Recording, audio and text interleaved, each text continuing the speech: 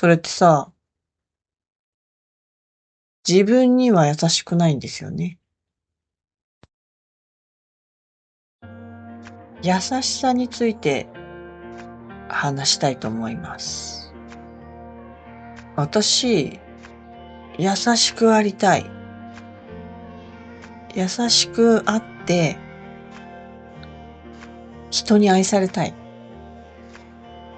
そういう気持ちがあって、優しくあることが絶対だったんですよ。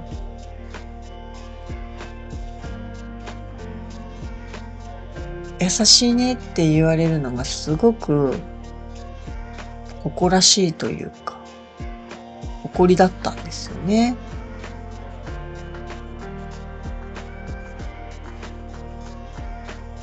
私はずっと優しくあり続けました。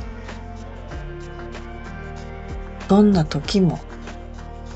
それって続けていくとどんどん自分を置いてきぼりにして優しくなっているっていうことが、それが当たり前になったんですよ。自分を犠牲にして人に優しくする。本当はこう思ってるのに言わないで優しいであろう言葉を言う。それってさ、自分には優しくないんですよね。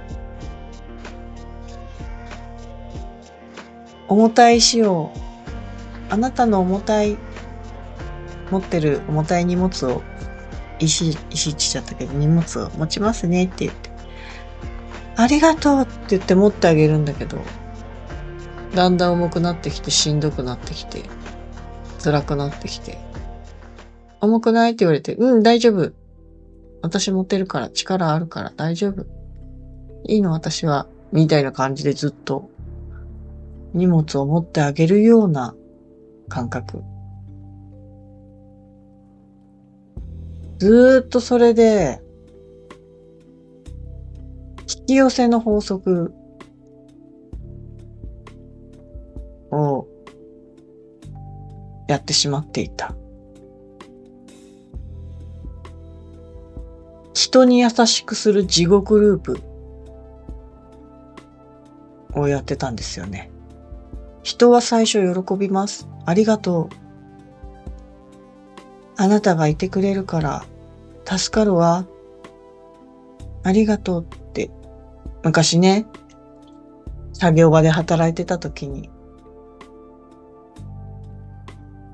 一生懸命年上の人のね、年配の3人ぐらいのお姉さんたちがいたんですけど、一生懸命、20代でね、60代の先輩たちと一緒に働いてて、その人たちが体力使うだろうから、大変だろうからと思って、私はめちゃめちゃ体力があったから、一生懸命重たいものを担当するぐらいな感じでやってたんですよね。もちろん、私は一人で子供を育ててっていう待遇だったんだけど、自分のね、作った人生だけど、で、そういう状態だったけど、やっぱり、そこは年上の人体力ないだろうから、一生懸命やったんですよね。重たいものを代わりに持ってあげて。あの時は体力があったから、帰ってきて、子供の世話して、もうバタンキューですよ。風呂場で寝るような感じだったけど、でもそれでも全然大丈夫だった。若さってすごいなと思いますけど。どんどんそれをやっていくうちに、それが当たり前になってくるんですよ。持ってあげることが当たり前になって、いや別にいいんですよ。私は当たり前だったから。で、私が辞めた、うつ病になってね、初めてうつ病になって大変、落ち込んだ、動けなくなった状態で、もう辞めざるを得なかったんですよ。首切られたんですけど、うつ病になった時は。ちょっと厳しい人がいて、結局それでよかったんですけど。で、話を戻すと、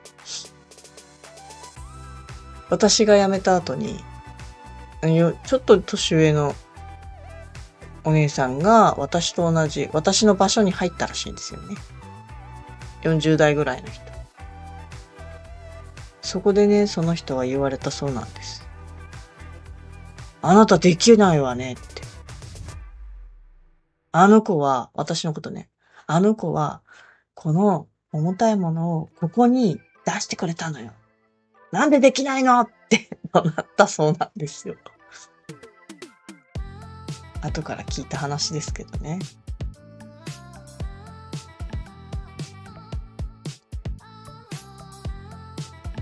どうだったんだろう。それが良かったのかな。今考えれば思います。自分でも一個もやらないんですよ。一個も。その人たちね。そして全部私がそれをやってあげていた。その重たいやつね。重たいっつってもそんなに重くないですよ。一個一個やれば。結局、その人は、その私に、後に入った人は、そんな全部できないっていうことで、お姉様たちも自分たちでやるようになった。それが分かったのは、うつ病を頑張って治して、もう一回おいでって言ってくれたから同じ職場に行って違う部署に行ったんですけど、その時に後から聞いたんですよね。誰かから聞いたんですよ。おばちゃんたち、あなたの後釜にこうやって怒ったらしいわよって。やってあげすぎるのもどうなのかなって思いました。La ola sin miedo, la arena y el sol son mi credo. Con gafas de sol modo estrella, sigo mi ruta, dejo mi huella. Y es que conocerme a mí mismo es la clave. Es la vuelta que me tiene volado, tú sabes. El gato cósmico. Conocerme a mí mismo es la clave. Es la vuelta que me tiene volado.